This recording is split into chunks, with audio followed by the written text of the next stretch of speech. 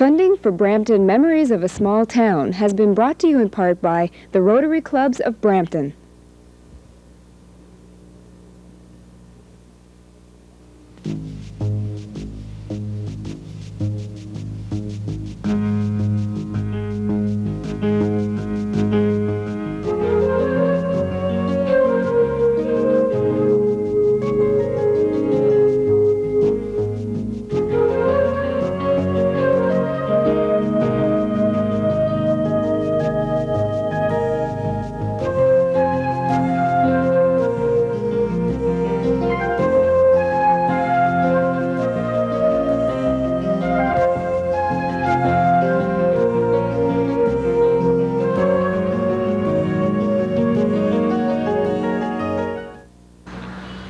Hello, I'm Michael Seaman of the Brampton Heritage Board, and welcome to Brampton Memories of a Small Town. I'm here in the City of Brampton's historic Bouvet House for the first in a series of programs we'll be bringing to you about the history of Brampton and some of its fine old heritage buildings. We'll be looking at these homes and other structures which are particular architectural styles and are representative of important trends and activities in the history of Brampton over the years. To be our guides through this history, we'll be talking to a number of Bramptonians about the many interesting features and stories associated with these buildings. It is hoped that this program will stimulate a greater awareness of the richness and diversity of the history and architecture in Brampton, and perhaps will bring back a few fun memories for those of you who remember Brampton when it was a small town. In today's program, we are going to take a brief look at the history and architecture of Brampton, and we'll discuss how the city and groups such as the Brampton Heritage Board are striving to increase awareness of and conserve our most significant heritage resources. I'm joined now by three people who each play an important role in the conservation of Brampton's heritage. Mayor Peter Robertson, Marissa Williams, the chairperson of the Brampton Heritage Board, and Diana Saltel, the Brampton Heritage Planner with the City of Brampton. Mayor Robertson, although compared to many places in the world, Brampton is a fairly new community. It does have quite an interesting history, doesn't it? It certainly does. We could go way back to the Mississauga Indians. They're not the people that sit around the council table with us at the region, but the original native peoples here. And certainly the pioneer families. Many farms are still active in the city of Brampton, and it's part of our heritage. The buildings in the old downtown area, whether it's an industrial building or some of the beautiful homes and shops, remind us of our heritage. The railway station is now the GO station, and it's still a landmark in our community. The feeling of our community that relates to the heritage of the flowers, once known as Flower Town or Flower City, the rose that is embedded in the floor of City Hall in the foyer reminds us of that part of our heritage. And I'm sure the parks that are named after some of the pioneer families in the community, which is a tradition that we've started in Brampton. I'd say that the architecture is quite significant. If you stood at the middle of Mississauga and looked up to the big glass buildings and on a windy street, there's something that's charming and warm and personal in comparison when you stand at the four corners of Brampton. Mm-hmm. The old churches, the red brick buildings that are still there, and we're going to build upon that architectural heritage to make a very special place in the downtown over the next few years. Marissa, as someone who has dedicated a great deal of their time as a volunteer on the Brampton Heritage Board, what do you see as the key features of Brampton's heritage? Well, I think the City of Brampton has a tremendous, rich resource of heritage features. And I think the way I look at heritage is that it's quite expansive. I look at it from the point of the tangible, things that you can touch and see, and the intangible. Some of the things that I'm talking about in the tangible forms would be the architectural houses, industrial heritage, such as the railway that we had recently designated as a National Historic Site, the GO train station, as the Mayor had suggested. We have villages like the Churchville Heritage Conservation District, which has recently become a designated area. In terms of intangible features that are heritage related, I would say that would be the oral history that we have. Memories and reminiscences of people who remember a certain feature or a certain event that happened in the city. All those things are very, very important, and I think they're all related to our understanding of our community. Mayor Robertson, with the Canada 125 celebrations last year, there seemed to be a greater awareness of our past. How can conservation and recognition of our heritage be of benefit to all Bramptonians? Well, it's an intangible. It's one of the unrenewable resources that are here in our city. Our heritage gives us a sense of pride, maybe in a personal way a sense of our roots or our beginnings that are important. No doubt urban design is part of that.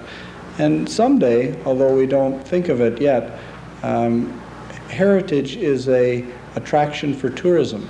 And so if we build on our heritage, I think it will add to the potential of the tourist industry coming to Brampton.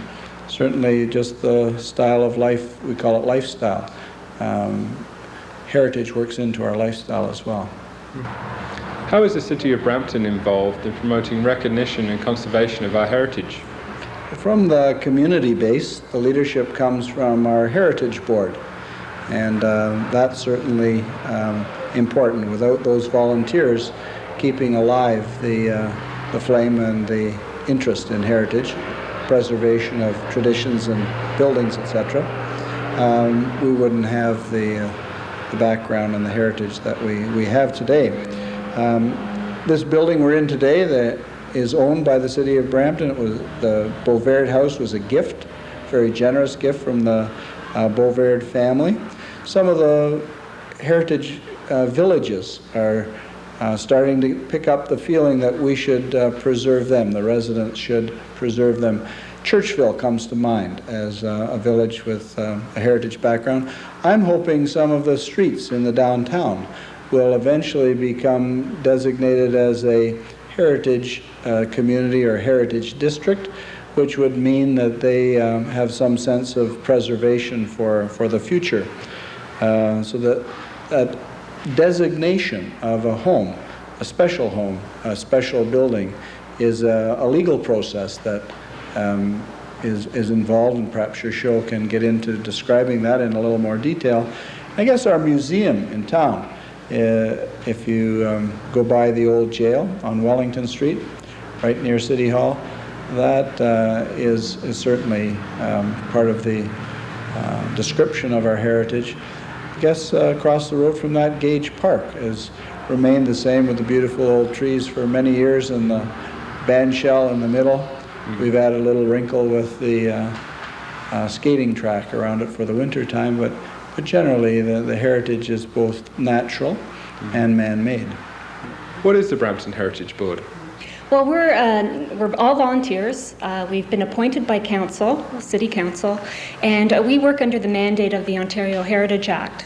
What we do, we're actually, the volunteers come from a various variety of professions and have different levels of expertise. Some of them are architects, we have some lawyers, we have historians, we have the general public, where we try to represent everyone. And actually that gives us a good basis of information, and anyone who has any interest in history and in architecture, they could come and ask for some advice from us. That's the other reason why we're here. We advise council, that is our mandate under the Ontario Heritage Act, advise council on historic and any item related to heritage, to give them the best advice that we possibly can. What is heritage designation? Heritage designation is a portion of the Act, of the Ontario Heritage Act, which allows City Council to determine which properties are significant in a historic and architectural way. What it entails is that a bylaw is passed by City Council, and that bylaw is attached to the land title of the property. How are designated properties protected?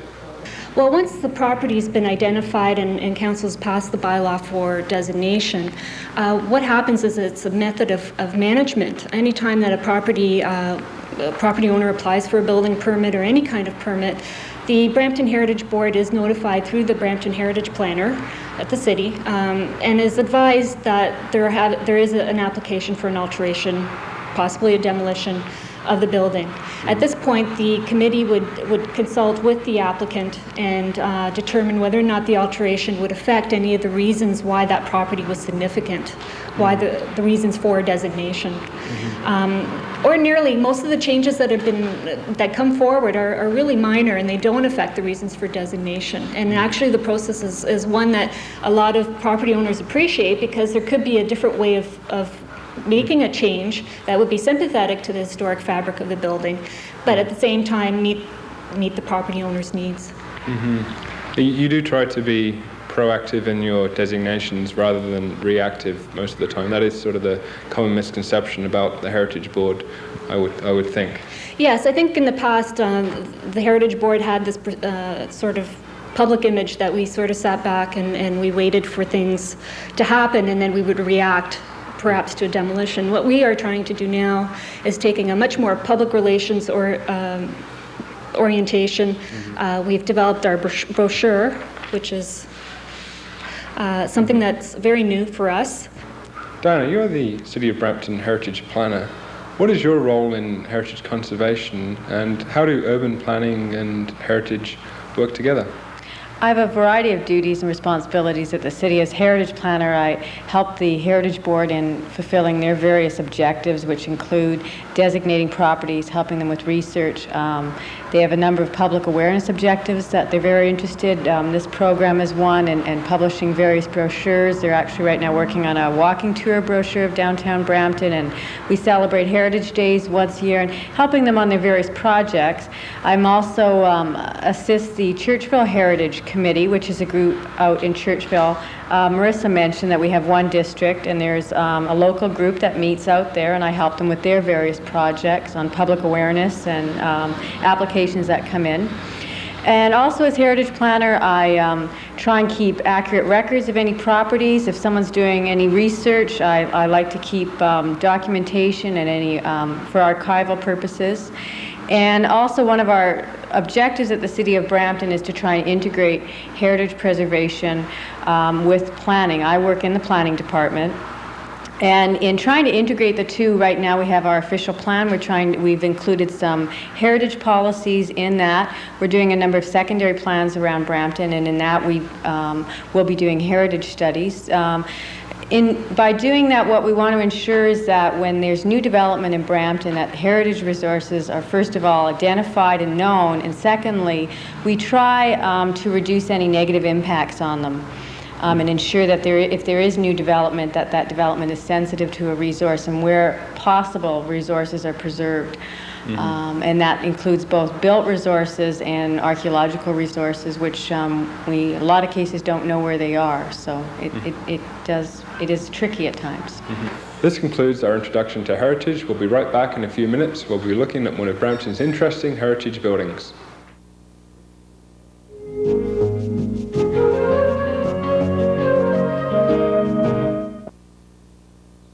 Funding for Brampton Memories of a Small Town has been brought to you in part by the Rotary Clubs of Brampton.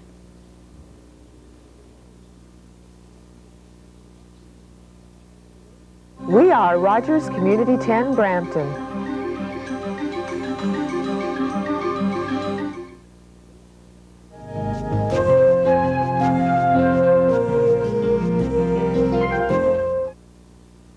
Brampton, Ontario. To residents today of Canada's 15th largest city, it is a bustling municipality of almost 200,000 people, where sprawling suburbs, high-rise apartments and shopping malls are the dominant features of the landscape. Hidden within this city, however, is the heart of a small town, the flower town of Canada to be exact. Situated in the valley of the Etobicoke Creek, Brampton has a long and storied history. The first people in the area were the Iroquois Indians. In the early 1700s, the territory was taken over by the Mississaugas, an arm of the great Algonquin nation. The Mississaugas were a nomadic people who found the forests and rivers of Peel County abundant with fish and game. The era of European settlement dates back to the 1820s. Surveyors of the time described the area as low, swampy, and covered with dense hardwood forests.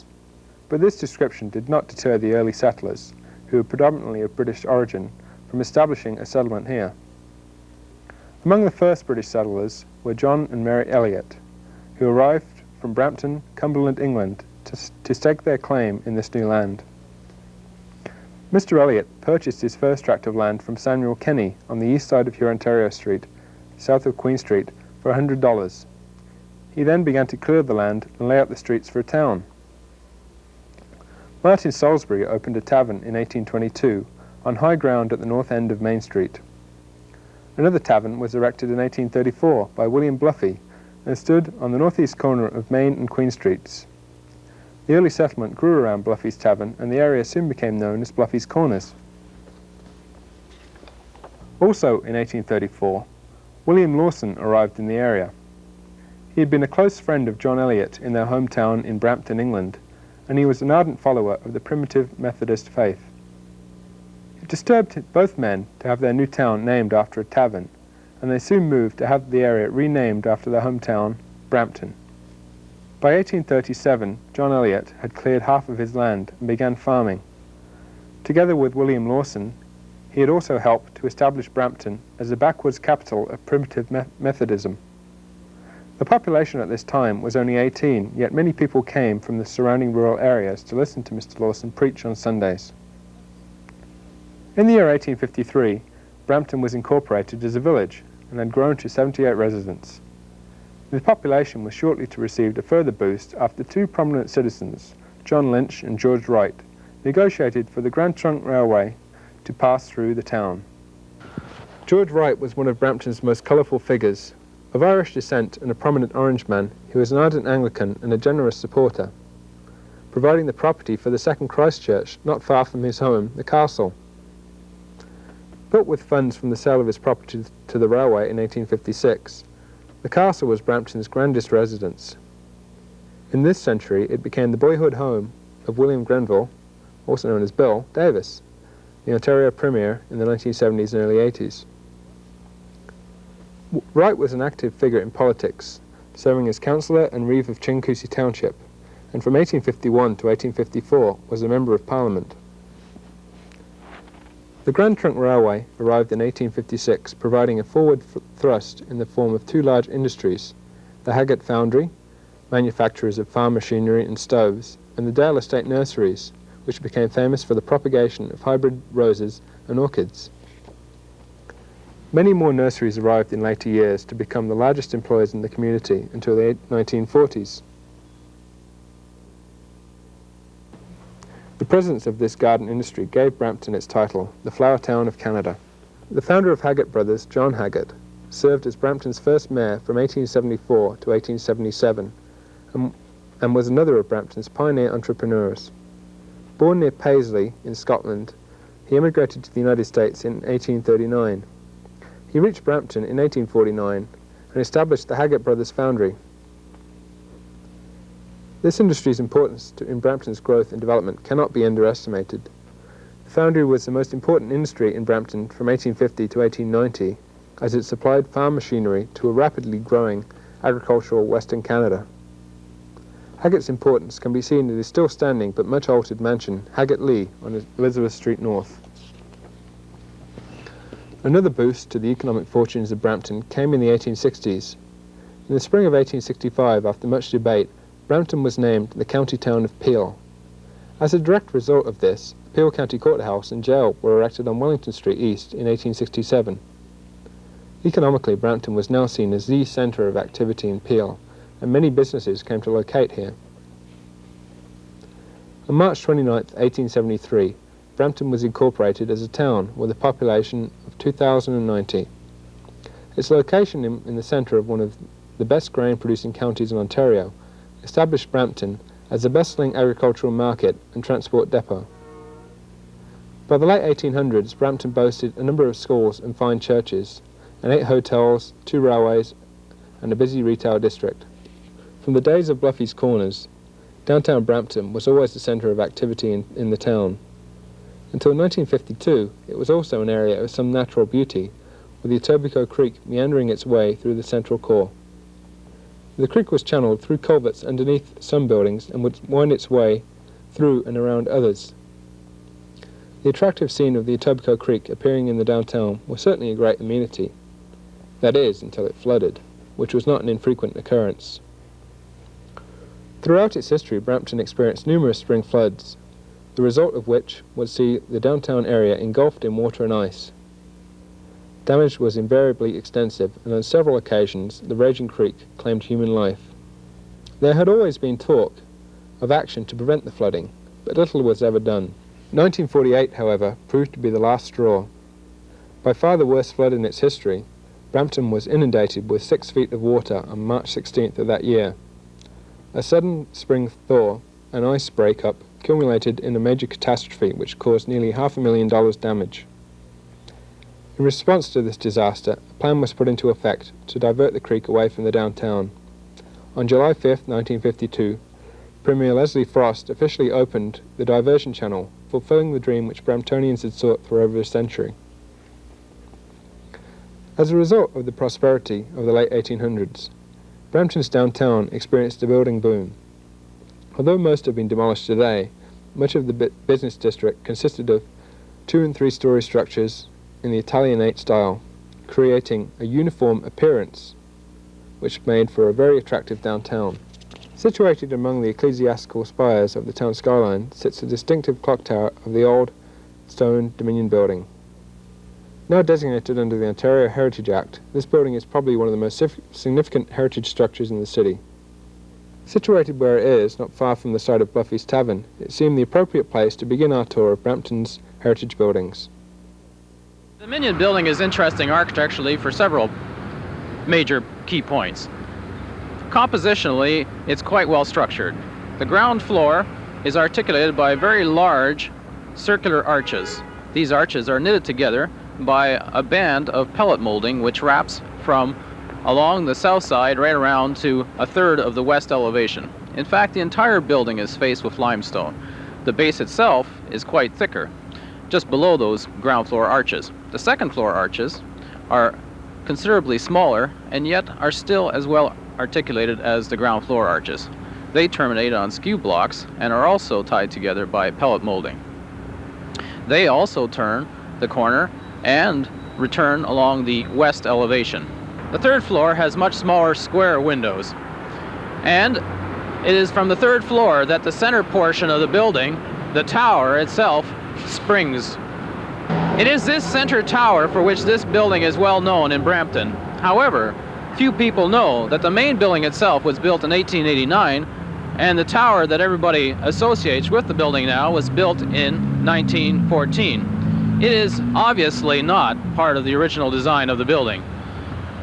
The other fascinating thing about the building is that the architect obviously knew that the corner on the southwest side would become more active than the other parts of the building. It is for this reason that he returns the prominent south-facing limestone around the corner, around that lane, and makes a very beautiful corner entrance to the main floor function. Hello, we're now in Gage Park. In 1973, coinciding with the town of Brampton's centennial celebrations, the old clock was removed from the Dominion building, and the bell from the clock, which as you can see here, was placed in this memorial in the park. The bell was cast in 1913 by John Taylor and Sons in Loughborough, Leicestershire, England. Were it not for the efforts of conservationists, the old town bell may have been all that would have been remaining of the Dominion building today. In 1978, however, after much debate about the future of the building was designated under Part 4 of the Ontario Heritage Act, ensuring its preservation for future generations. Further, the facade of the building, or the historic Credit Valley sandstone, was given a heritage conservation easement, which means that any future owners of the property can't alter at all the historic facade of the building. This concludes our first show for Brampton Memories of a Small Town. I'd like to thank our guests, and I hope you'll join me again next week when we'll be looking around some of Brampton's most interesting heritage homes, and for the rest of the series when we'll be touring throughout Brampton and its heritage. Funding for Brampton Memories of a Small Town has been brought to you in part by the Rotary Clubs of Brampton.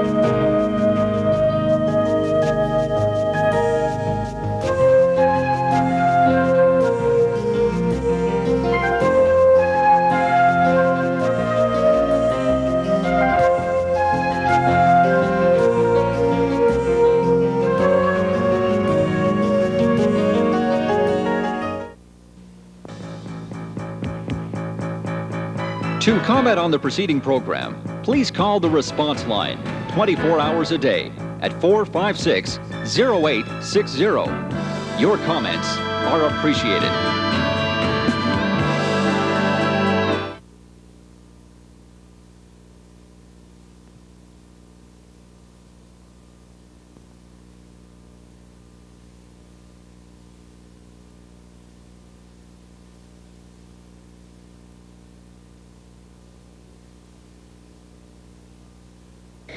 Funding for Brampton Memories of a Small Town has been brought to you in part by the Rotary Clubs of Brampton.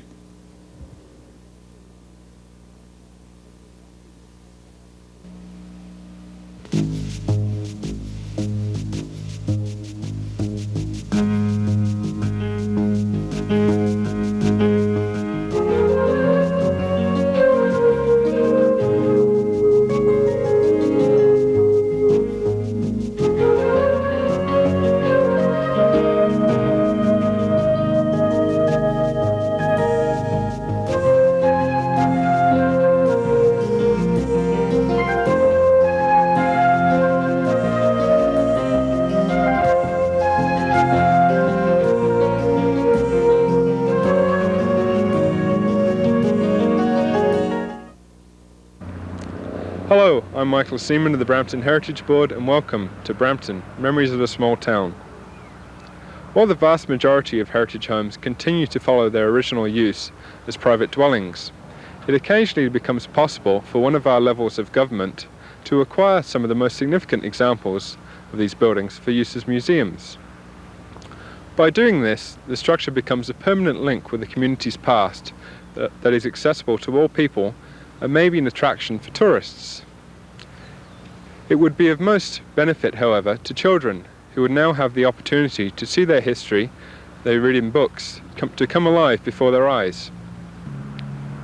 In June 1990, the city of Brampton officially opened its first heritage property, the Bouvard House on Bouvard Drive east of Kennedy Road. The structure was generously donated to the city in 1984 by longtime Brampton Chinguacousy resident Mossy Bouvard, whose husband, the late William Bouvard, a former reeve of Chinguacousy Township, had long expressed his wish that the historic home be preserved for future generations. The house has now been restored to how it would have appeared between 1870 and 1900, and is currently used as a meeting place for local historical groups and a centre for programs and activities. It is ultimately hoped that the Bouvard House will be opened as a historical museum focusing on the latter half of the 1800s. To help achieve this goal of creating a historical museum, the Friends of the Bouvard House Committee was formed in 1991. This group of volunteers plan house activities and raise funds and awareness regarding the Bouvard House. The most important mandate, however, is to solicit donations of antiques and period furnishings, which will ultimately be displayed in the future museum. I'm joined now by Linda Troy, a member of the Bouvard House Committee and a knowledgeable expert on the history of Bouvard House. Linda, could you tell us something about the history of Bouvard House? We've done quite a bit of research on the history of the Bouvard House, and it's like a giant jigsaw puzzle. We don't have all the pieces. However, what we do know is that the very first owner of the land here was John Silverthorne, and he had received, in 1819, he had received permission from the government to clear land. Unfortunately, he shot his wife, and he was in so much grief that he sold his lands to Peter Chisholm Sr. Now, Peter Chisholm was born in Scotland in 1796, and he was the one who built this Bouvard House. So he was a prosperous baker, and that was in New York City, and he moved his family from New York City to the Bouvard House. And this particular building, we believe, was built around about 1835 to 1940. 1840. And so the Bouvard House stayed in the Chisholm family for 100 years, and then it was rented by the Pearson, the Plant, and the Payne families, and then it was purchased by James Bouvard.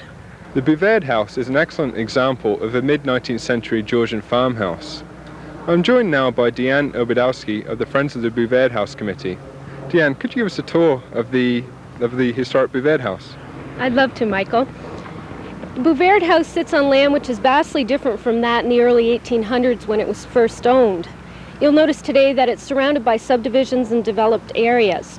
When it was first purchased by John Silverthorne in around 1819, it was a 100-acre parcel located in the township of Chinguacousy.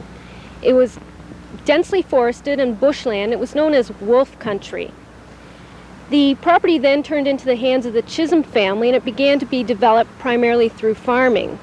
The land was covered by wheat fields, and there were cattle and oxen. The property changed uses again in 1929 when James Bouvard took over the land. He was interested in breeding world-class racehorses and constructed a track which traveled around the Bouvard House property. He bred many world-class horses, including one called Royal Year. His son, William Bouvard, continued the use of breeding horses on the property and also had famous horses. He sold many of them to police forces in the Caribbean. He also raised one which you may have heard of, known as the Rose of Frome. In the mid-1960s and 70s, William Bouvard began to sever off small pieces of the land on which Bouvard House is situated. In the 70s, developers came in and he sold off larger parcels. However, he always maintained the property we're on now, as he wanted to preserve it from the encroach of subdivisions. In 1984, the house was donated to the city of Brampton by William Bouvard's widow, Mossy Bouvard. Unfortunately, in 1983, there was a fire on the property. It did damage to the carriage house and the garage. It also destroyed a barn which was on the property, which had been built by the Chisholm family and used for their animals. Interestingly, that barn had also been used for Presbyterian church services prior to St. Andrew's Church being built. Peter Chisholm was instrumental in having St. Andrew's Church being built, as he was a very devout Presbyterian. You'll notice there's a large number of spruce trees, and these were also planted by Mr. and Mrs. Bouvard. There's a little bit of a funny tale that goes with this. The Bouvards had some friends up by Camp Borden, and they said, why don't you come up and get some spruce trees? So the Bouvards borrowed a big truck, thinking they would get these lovely spruce trees. When they got there, they were just little seedlings. But as you'll see, they've grown into big, proud trees. We also have Mossy Bouvard's crabapple tree, which flowers at the front of the property. Now, I'd like to tell everyone about the house itself. It's restored back to the period between 1870 and 1900. We believe it was constructed between 1835 and 1840. It's a typical Georgian-style house. That style of house was common in Upper Canada, and this particular house was built on plans brought from the city of Boston. It was constructed entirely by local craftsmen and their apprentices, and there's several local features I'd like to point out. The house itself is built of locally quarried double clay red brick. Now, William Bouvard was known to say that the house was never damp based on this structure that was built in the 1840s with the double red brick. At the bottom, you'll notice it's constructed of locally quarried field stone. You'll see the windows at the bottom. Those lead light into the cellar so that the people down there could cook, what is the kitchen now, which you'll see a bit later. Typical of a Georgian-style house are its symmetrical features and very simple yet elegant design lines. You'll notice across the top of the house the 5 large bay windows. You'll also see the 2 chimneys. And around the door, you'll notice side lights, which were a decorative feature of the times. You'll notice on the front of the house there has been some stairs added. These were added during renovations and were not part of the original structure. The Bouvards had added a front covered veranda. However, this was removed as it was not fitting with the 1870 period.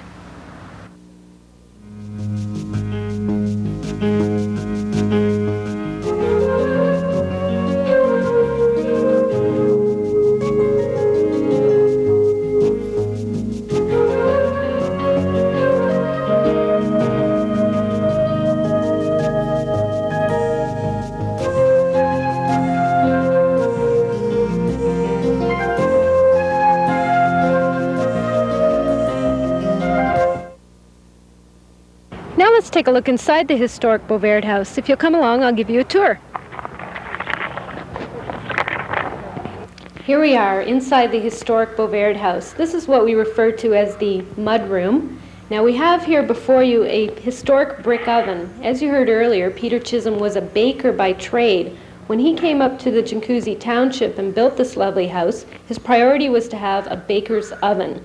And as you'll see here, he made this lovely brick oven.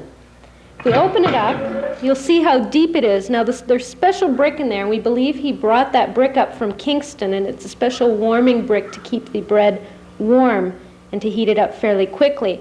Now what they would do is they would throw the coals in there and heat up the brick oven. Once the coals were heated, they would be thrown at the bottom to keep the oven warm. Now you'll notice we have some plaques on the wall here, and this is to commemorate Bovaird House being designated as a historic house in 1981 while it was still privately owned. William Bovaird applied for the designation. We have here behind me a door. Now if we were to open that, we would just see a modern garage. However, in the old days, it was a carriage room where the transportation means would be kept. Now in 1983, there was a fire to that part of the house. It happened while the Bovairds were living here. Someone was driving by and noticed smoke. They telephoned the Bovairds, they banged on the doors, and the Bovairds telephoned the fire department, and luckily the house was saved with only the carriage room being destroyed, which was very fortunate. Here we are in the present-day basement of the Bovaird house. At one time, this would have been the kitchen to the house, and it would have been the hub of activity, cooking, and eating. We have here the remnants of the original cooking fireplace. There are 4 fireplaces in the Bovaird house. They were used not only for cooking, but for heating purposes. Now, the ladies would have cooked in the good old days using this fireplace here, as well as the bread ovens. Now, they would have had if you can picture, a crane device that would sit outside the fireplace, and then they would prepare the food in it and swing it into the fireplace so that their arms would not have to touch the fire. You may not know this, but one of the leading causes of death of women in pioneer days was that their clothing would catch on fire while they were cooking in the fireplace, resulting in very tragic accidents. Now, on the other side of the fireplace here, we have the remnants of another brick oven that would have been used for baking, mainly for bread. On special occasions, though, they would make cookies and cakes. You'll see here that we have the windows are larger than what you'd normally find in a basement. Now this is to let the light in because this was the kitchen and the family did eat down here and cook down here. It would also have been warm with the fireplace. So these windows had to allow the light to come in, and you'll notice there's a few of them here. The walls down here are just basic whitewashed. It would have been nothing fancy. We also have a staircase. You'll notice there were 2 here, one that would lead from the outside and one would lead into the inside of the house and was added later, we believe. We're here before the staircase which was added into the house at a later date. The original staircase is just behind me, and that was the concrete structure which led from the outside. As you'll see later, the summer kitchen was added to the property shortly after it was originally built. These stairs lead directly up to the servery, which when large special meals were prepared, the meals would be made down here, carried up the stairs to the servery, and then laid out there to be brought into the dining room. At the top of these stairs are also some storage shelves, which were possibly used to store pickles and other items through the winter. Off the main kitchen down here, we would have 2 other rooms, which are now used to house modern furnace equipment. In the old days, however, we believe it was used as a creamery or a buttery, and possibly for firewood storage. That's it.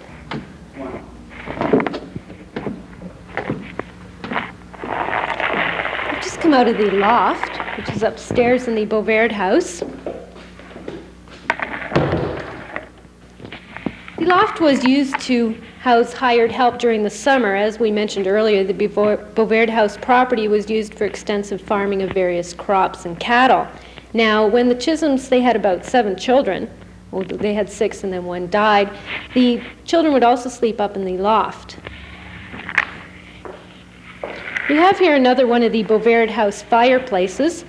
This room that we're in right now is what would have been the summer kitchen. It originally would have had a flagstone floor, and it would have been very airy and very cool in the summer. The hired help would eat in here, and as well the ladies of the house would do the cooking in here.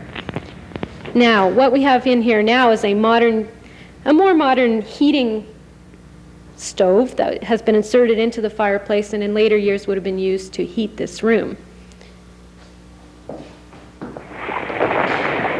Over here we have what we believe is a tin cupboard. You'll see that it's referred to as a tin cupboard because it's lined in tin. Now, tin was believed to have been a very effective storage material so that you could keep spices and breads and other foods that would spoil in there, and they would keep longer. This, of course, was before modern refrigeration.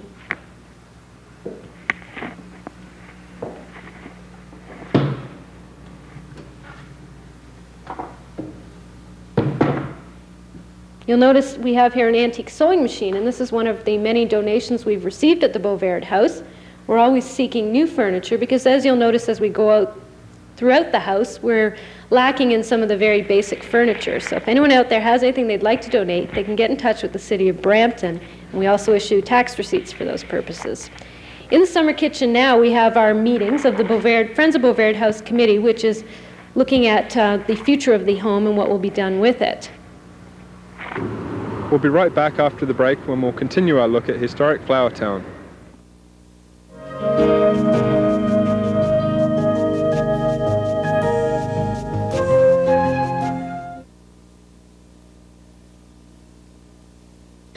Funding for Brampton Memories of a Small Town has been brought to you in part by the Rotary Clubs of Brampton.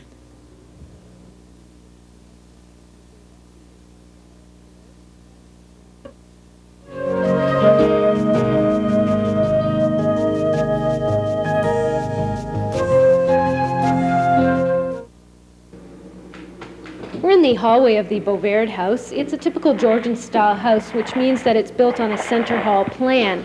Off the hall are various rooms, which we'll take you in later in the tour.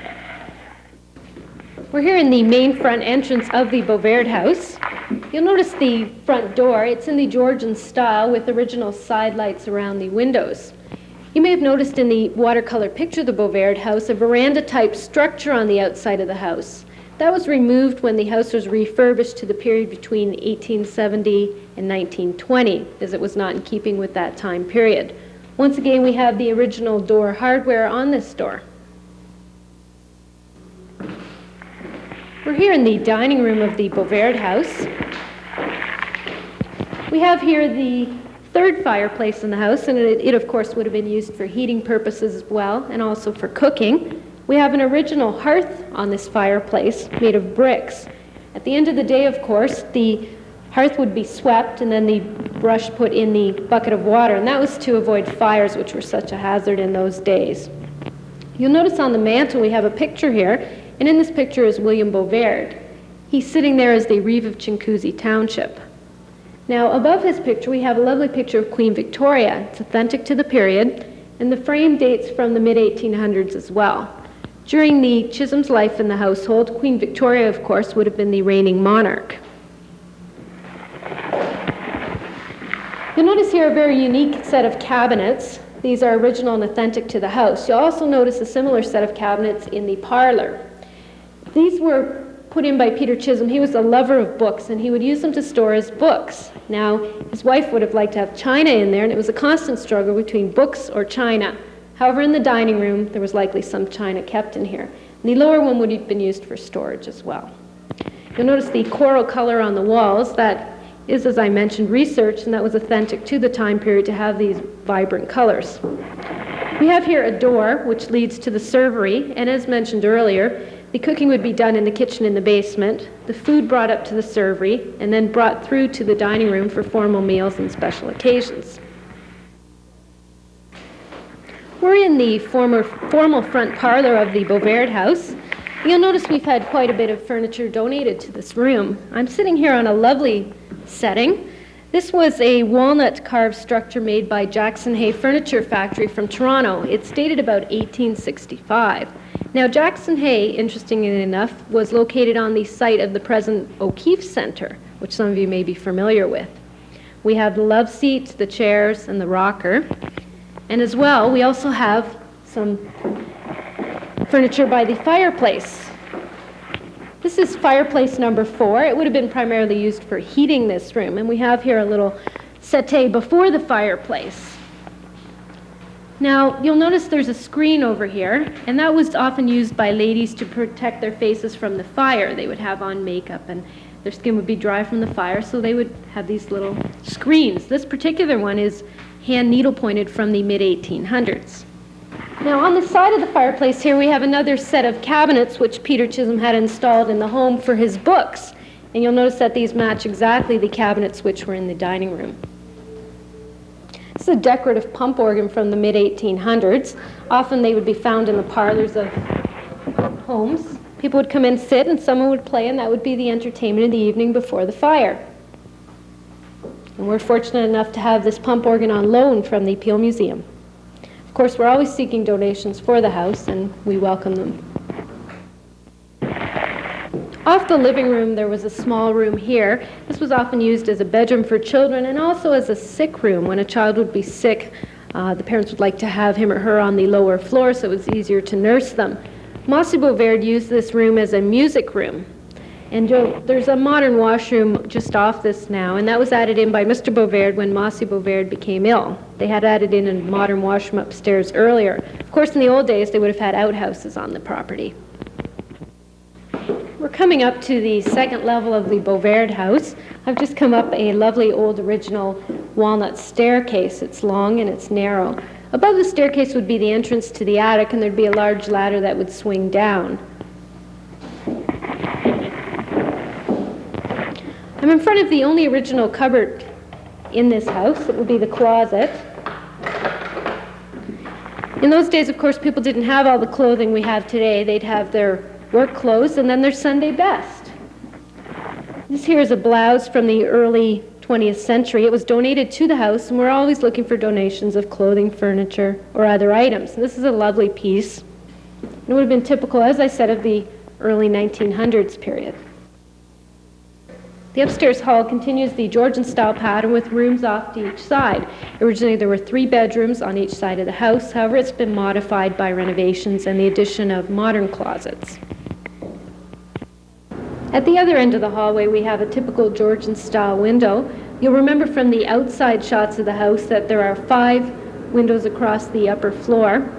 Now, a lot of these planes would be the original handmade glass. We've got a pane here in the middle. You may not see it on the camera. It's got a ripple effect across it, which you can tell that it was hand-blown. These were brought over from England at the time of the original construction. And they would have been made by having the glass made on a plate of steel such that the rippling effect would have shown through. We're upstairs in the Beauvais house in one of the bedrooms. Mr. and Mrs. Beauvais used this as their master bedroom. It was originally 3 bedrooms. They converted the other rooms to a dressing room for Mossy Beauvais and an upstairs modern washroom. Now you'll notice some modern furniture in here, some modern desks and chairs.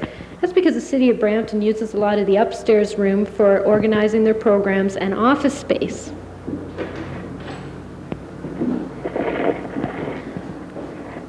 This is Jackie Kennedy coming our way. She's with the City of Brampton Parks and Recreation Department.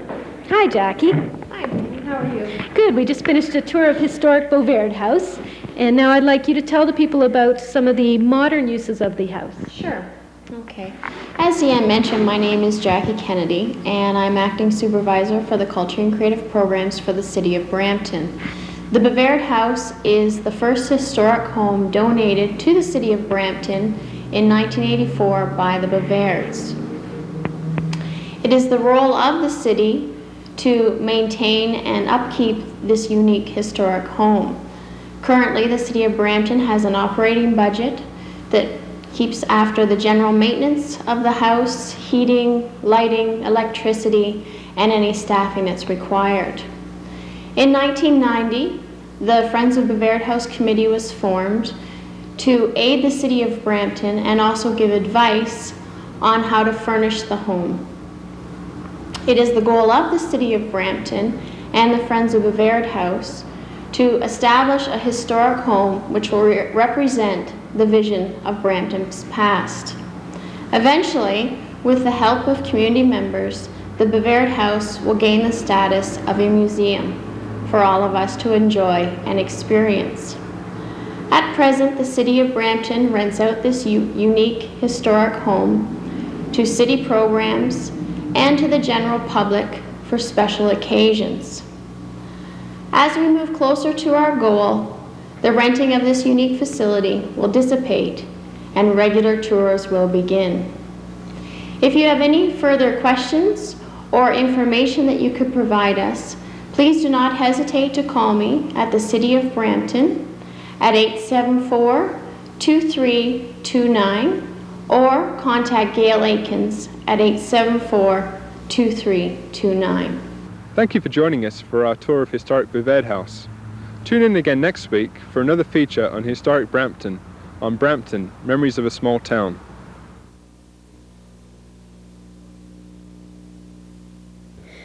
Funding for Brampton Memories of a Small Town has been brought to you in part by the Rotary Clubs of Brampton.